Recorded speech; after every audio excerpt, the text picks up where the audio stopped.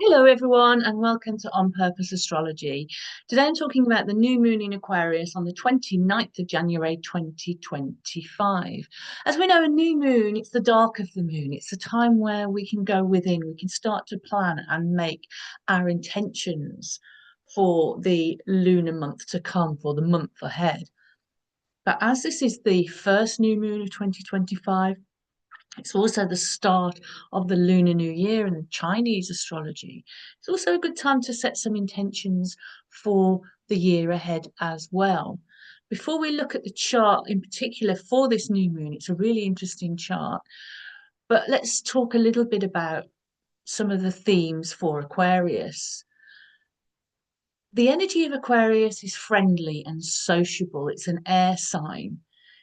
It can be detached. It can even be aloof. It can come across as cool and rational.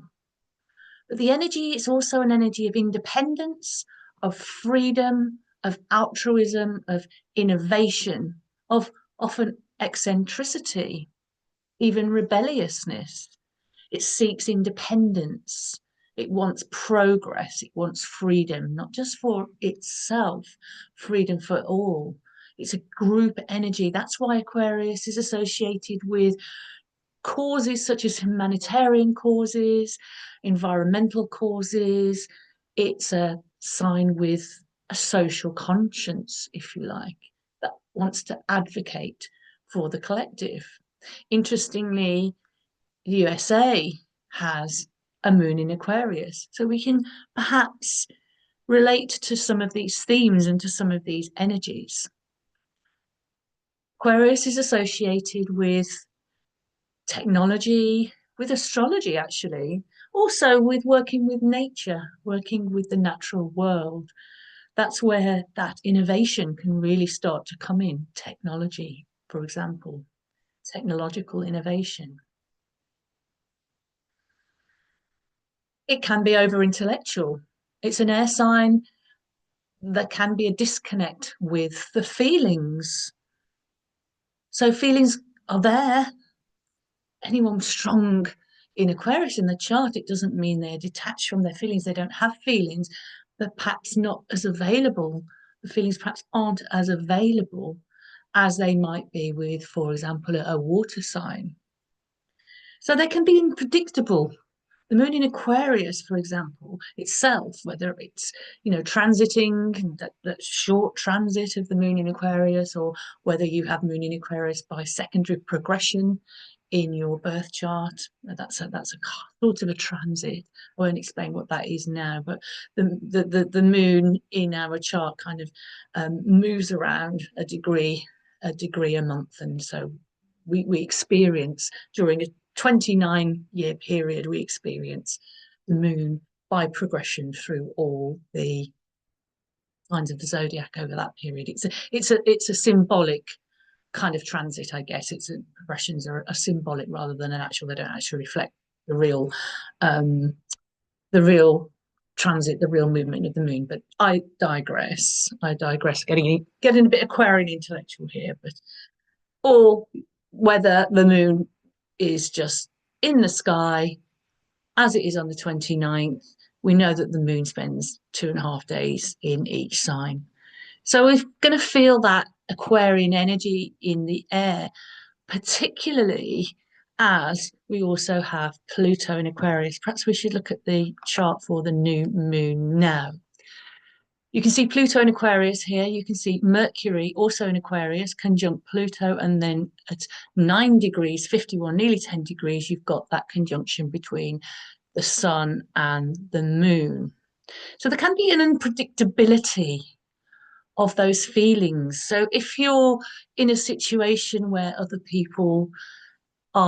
feel other people are unpredictable, you're not sure how they're going to react. It's often because feelings have been kind of pushed down, not felt, maybe over intellectualized, and then they might sort of come out in their own little ways. Or it might be you feeling like that, feeling a little bit touchy.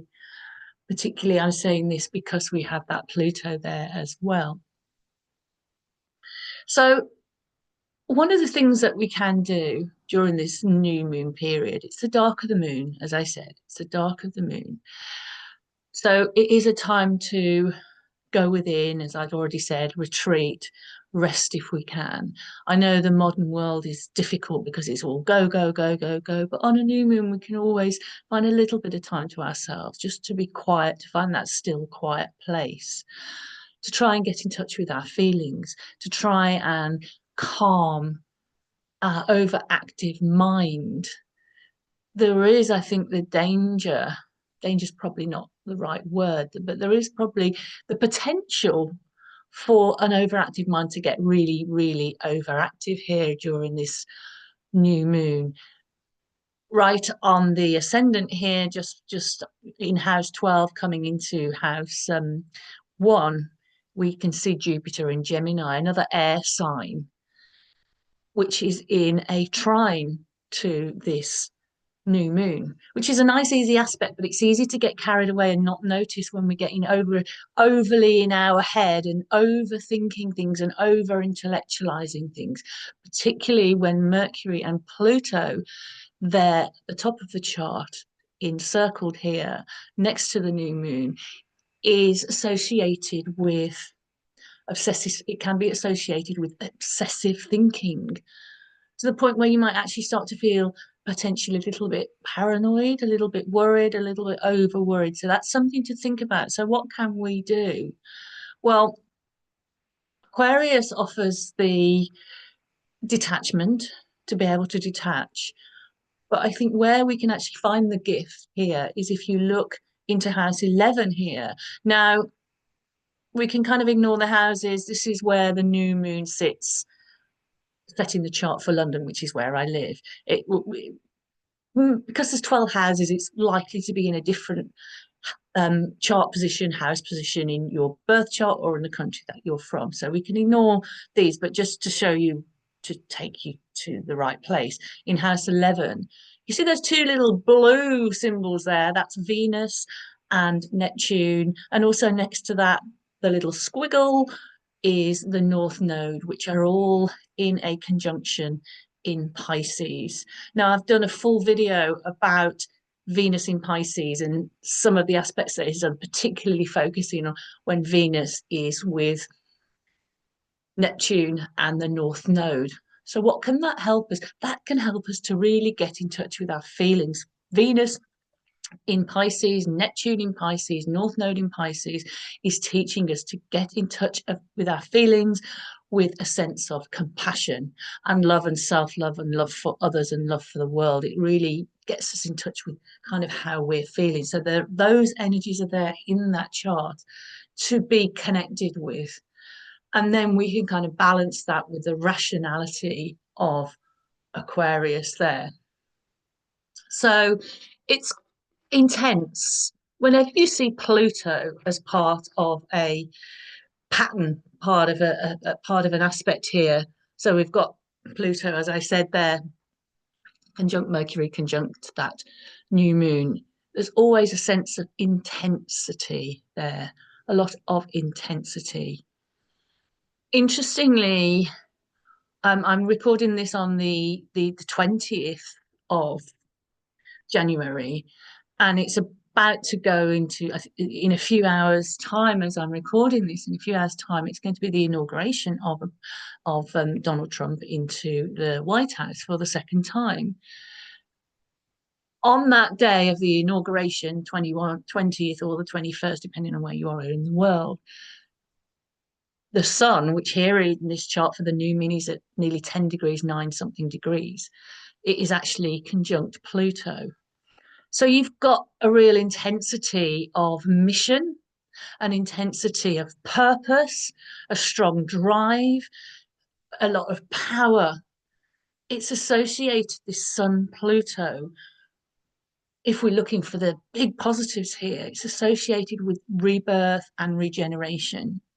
So when we set our intentions, not only for the world itself, but for ourselves during this new moon, perhaps we can set an intention to have the drive and the purpose and the intensity and give ourselves the personal power to follow through on our intentions, to do it using that beautiful, compassionate, caring, loving, harmonious, peace-loving energy of Venus, Neptune, and the North Node in Pisces.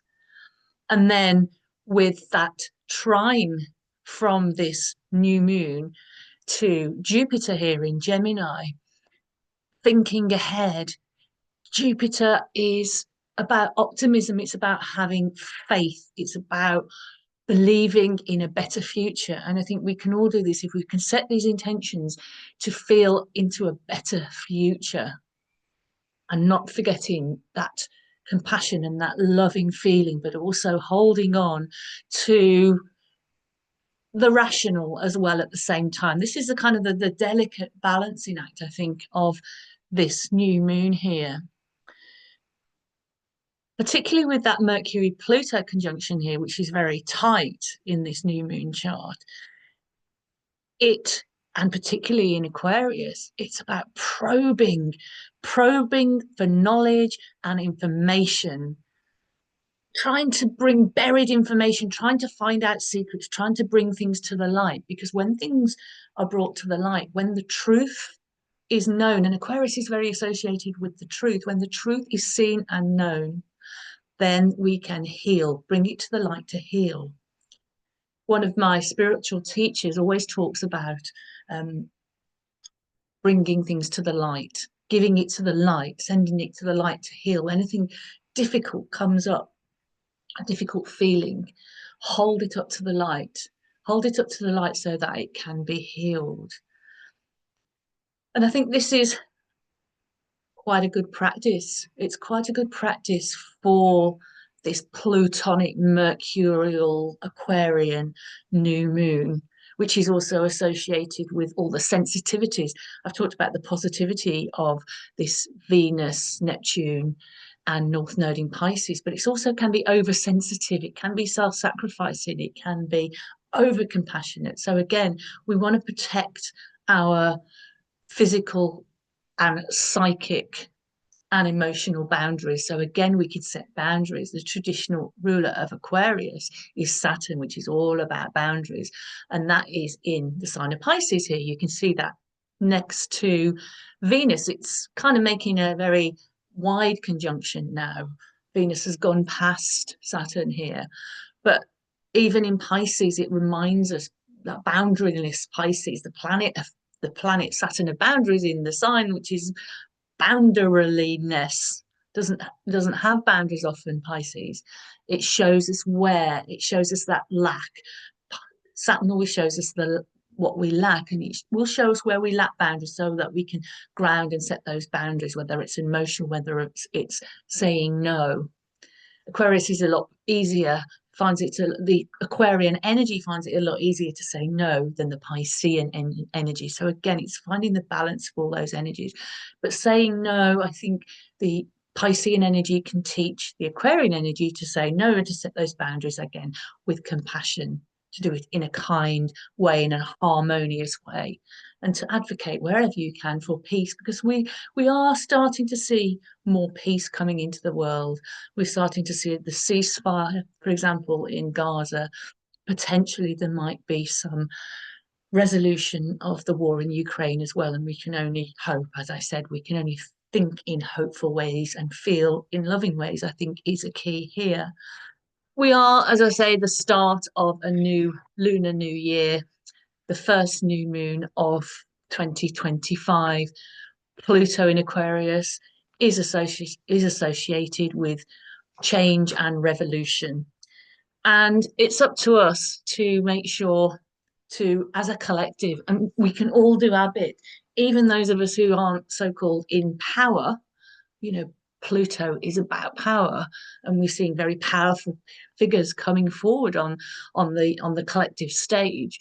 Even those of us who don't have what we might call traditional power, we still have the power to give out that energy of rebirth, of healing, of regeneration, of positive transformation, creative energy. It's a very creative energy. Pluto can be a very creative energy. It can also be a destructive energy, but we have the choice. The other thing that we probably should be thinking about is the division and the decisiveness. How can we heal that division and that decisiveness that is so much part of our collective experience at the moment? We're asked to pick a side all the time. I also want to just mention that the lunar new moon, the lunar new year, actually, we're going into the year of the snake. Now, what is that? I'm no expert on Chinese astrology, but a few little bits of information that I can share. The snake can be quite a healing energy. It's actually a venerated creature in Chinese astrology. Loyal, thoughtful, rational. We can see the how that kind of works well with Aquarius. Aquarius can be very loyal. It can be very rational, wise and calm. Again, there is some wisdom to be found in Aquarius. If Aquarius can get over the sense of needing to be a know-it-all, wisdom isn't about knowing everything. It's about knowing what you don't know and using what you do know in beautiful ways. The snake is also about rebirth, transformation, but with compassion. So we can see as we go into the lunar new year, the year of the wood snake, the themes of the snake really vibe beautifully with the Western astrology here, some of the themes that I've talked about. So I hope that's helpful. Just on that, on the lunar new year, which is on the 29th, of course, the same, it is the new moon. I'm going to be doing an Instagram live with my wonderful colleague and friend, Rod Chang, who will actually be in his native Taiwan, visiting his family for the Lunar New Year. And on that day, 10 a.m. UK time, we are going to be doing an Insta live. We're going to be talking about this new moon and also the Lunar New Year. And we'll have Rod's amazing insights into what it's like to be celebrating that festival over in Taiwan. So please join us. I'll put my Instagram handle at the bottom of this video. As always, I want to send you lots and lots and lots and lots and lots and lots of love. Take care. Thank you. Thank you for watching.